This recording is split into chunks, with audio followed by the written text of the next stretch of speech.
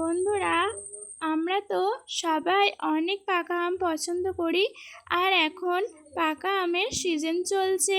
পাকা আমের তোমাদেরকে আমি অনেক ধরনের রেসিপি করে দেখিয়েছি। কখনো দেখেছি মালপোয়া, কখনো দেখেছি মিষ্টি, কখনো দেখেছি কেক। অনেক ধরনের রেসিপি তোমাদের সামনে ট্রাই করলাম। তো আজকে নিয়ে চলে এসেছি পাকা আমের পায়েস। খেতে তো দুর্দান্ত হয়েছিল। Hello friend, welcome back to my new video. তোমাদের ফুড বাঙালিতে ওয়েলকাম। আজকে দেখাবো খুব সহজ পদ্ধতিতে পাকা আমের পায়েসের রেসিপি।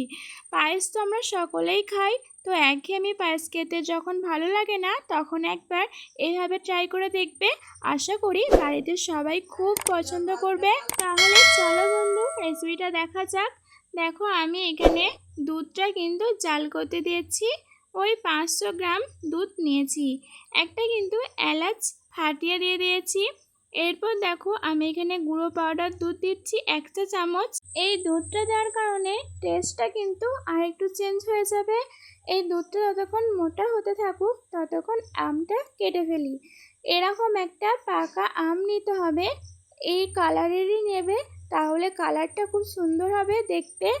তো দেখো, আমটা কিন্তু আমি এভাবে আঁচটা ছাড়িয়ে নিচ্ছি। তো তোমরা যদি চাও মিক্সিং জারেও পেস্ট করে নিতে পারো। আমি এভাবেই করে নিচ্ছি, আমার মনে হয় এটা বেশি সুবিধা হয়, তাই আমি এটাই করে নিয়েছি। এভাবে ছান্তার সাহায্যে পাকা আমের পাল্সটা কিন্তু বার করে নিচ্ছি। দেখো, আমার বার করা কিন্তু হয়ে গেছে। এরপর দেখো, আগে থেকেই রাত্রেবেলায় ভিজিয়ে রেখেছিলাম গোবিন্দভোগ চালটা। তো আমি 1 মুঠো দিয়েছিলাম, যেরকম পরিমাণে করেছিলাম সেরকম পরিমাণেই চালটা আমি দিয়েছিলাম। তোমরা অন্য চালও নিতে পারো, তবে এই চালটা দিলে স্মেলটা খুব সুন্দর ওঠে। তো আধ ভাঙা অবস্থায় কিন্তু নিয়ে নিয়েছি। এরপর দেখো, দুধটা জাল দিয়ে অনেকটা কিন্তু ঘন হয়ে এসেছে। এই সময় চালটা আমি দিয়ে দিচ্ছি, আর দিচ্ছি মিষ্টি অনুযায়ী চিনি। চিনিটা আমি বুঝে শুনে দিচ্ছি, কারণ আমটা ভালোই মিষ্টি ছিল, তার জন্য চিনিটা আমি অল্প স্বল্পই দিয়েছি। আর একটু ভালোভাবে ঘেঁটে দিচ্ছি। এটা কিন্তু অনবরত ঘাঁটতে থাকবে, না হলে কিন্তু লেগে যাবে। যেহেতু চালটা আছে, তার জন্য লেগে যাওয়ার ভয়টা থাকতে পারে।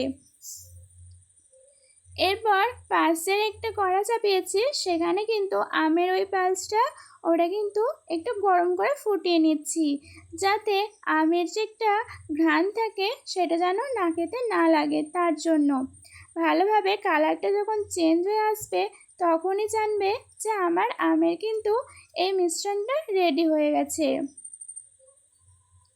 বেশ ভালোভাবেই আমি নাড়াচাড়া করে এটা কিন্তু করে নিচ্ছি।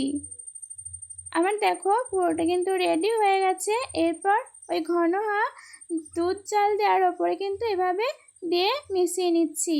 বুঝতেই পারছো কতটা ঘন হয়ে গেছে, পুরো পায়েসের মতনই দেখতে লাগছে। তো আমার এখনই জিভে জল চলে আসছে, এত সুন্দর কালারটা চলে এসেছে। আর ওপর থেকে অল্প পরিমাণে একটু লবণ দিলাম টেস্টটা ব্যালেন্স রাখার জন্য। আর দেখছি এখানে কাজু কিছুটা। তোমরা এখানে যেরকম খুশি ড্রাই ফ্রুটস অ্যাড করতে পারো। তো এটা কিন্তু আমার রেডি হয়ে গেছে। আমটা দেওয়ার পর আর কিন্তু জাল দিলে চলবে না, এভাবে নাড়তে থাকবে অনবরত, তাহলে মিক্স হয়ে যাবে। এরপর আমি কিন্তু সার্ভ করে নিচ্ছি। সত্যি বন্ধুরা, তোমরা একবার এরকম পায়েস বানিয়ে দেখবে। ঘরেতে তো সবাই বলবে বাহ, দারুণ হয়েছে, আরেকদিন করবে। তো সেরকমই তোমাদের সামনে আমি গ্যারান্টি দিতে পারি, এতটাই সুন্দর হয়েছিল খেতে। সবথেকে সুন্দর লাগছিল এই পায়েসটা খেতে। তো দেখো, আমি একটু ডিজাইন করে দিচ্ছি, তোমরা এগুলো না করতেও পারো, দেখতে ভালো লাগার জন্য আমি একটু ডিজাইন করে দিচ্ছি।